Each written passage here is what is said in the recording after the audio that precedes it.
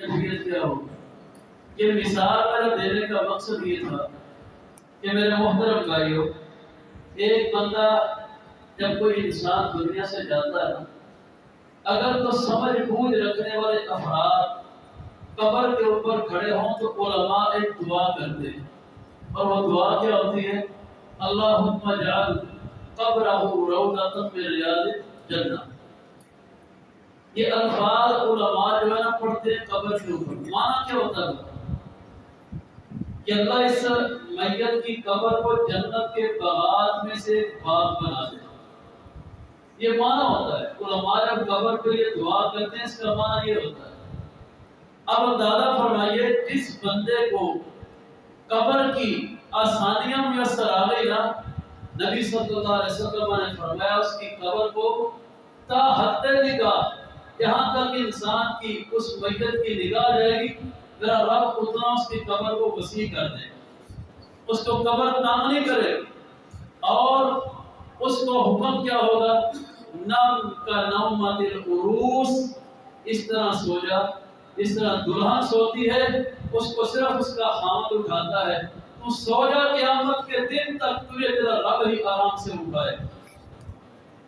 ایک مومن کو اگر یہ چیز میسر ہے تو آپ کیا اندازہ کر سکتے ہیں کہ سیدنا عثمان غنی رضی اللہ تعالیٰ عنہ، جن کو ایک مجلس میں اللہ کے نبی علیہ السلام نے اپنے ممبر پہ صحابہ کی موجودگی میں مسجد نبوی کے اندر ایک مجلس میں آپ علیہ السلام نے 9 مرتبہ جنت کی بشارت عطا فرمائی، 9 مرتبہ، اور آخر پہ کیا فرمایا؟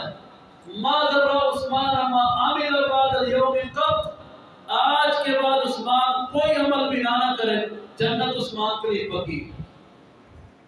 اب جس عثمان کو جنت کی بشارتیں حاصل ہے، رضی اللہ عنہم و رضوا عنہ کی بشارت حاصل ہے، جس عثمان کو یہ سعادت حاصل ہے کہ صلح حدیبیہ کے موقع پر نبی کائنات علیہ السلام کے ہاتھوں پہ صحابہ ہاتھ رکھ کے بیعت کر رہے تھے، تو اللہ کے نبی علیہ السلام نے اپنے دائیں ہاتھ کے بارے فرمایا، سمجھو یہ ہاتھ عثمان کا ہاتھ۔ اللہ کے نبی نے اپنے ہاتھ کو عثمان کا ہاتھ قرار دیا۔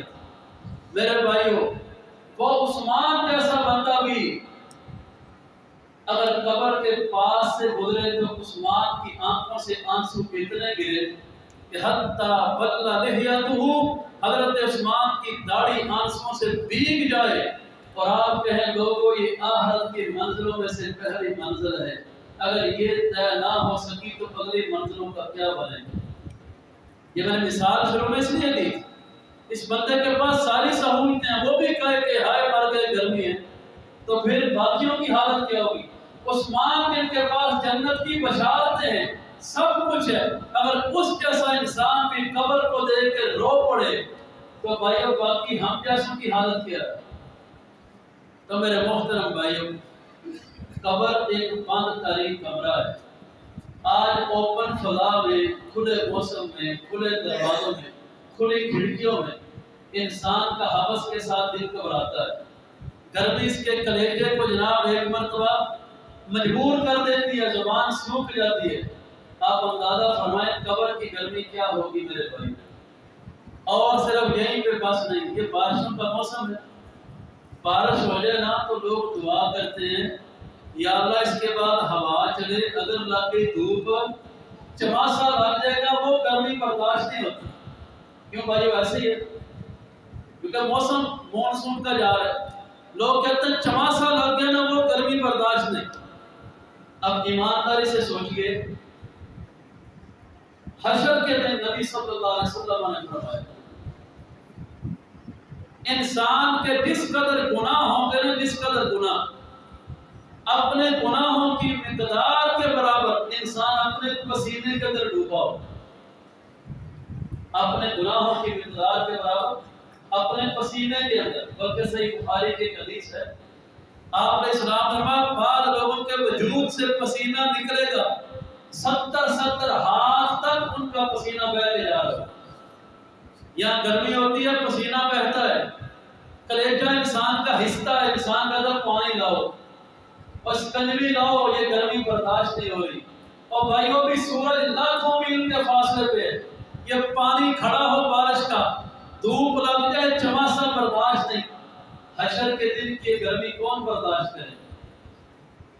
آپ علیہ السلام کے واضح الفاظ ہیں، کوئی بندہ اپنے ٹخنوں تک پسینے کے اندر ڈوبا ہوا ہے، کوئی اپنے گھٹنوں تک، کوئی اپنی کمر تک پسینے میں ڈوبا ہوا ہے، اور اوپر سے سورج اپنی آگ برسا رہا ہے۔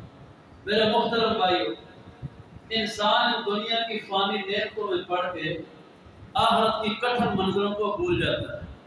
خدا را جب یہ موسم، یہ جب کلیجہ بندے کا پیاس کو طلب کرے، ایک مرتبہ حشر کی گرمی کو یاد کر لیا کرے اور اپنی زندگی میں آخرت کے سامان کو پیدا کرے۔ بھائی ہمارا مقصد صرف یہ نہیں کہ اللہ نے سہولتیں دی ہیں، اے سی کی ٹھنڈی فضا میں سو جاؤ، صبح اٹھ جاؤ، اور بھائیوں اپنے لیے آخرت کا سامان پیدا کرو۔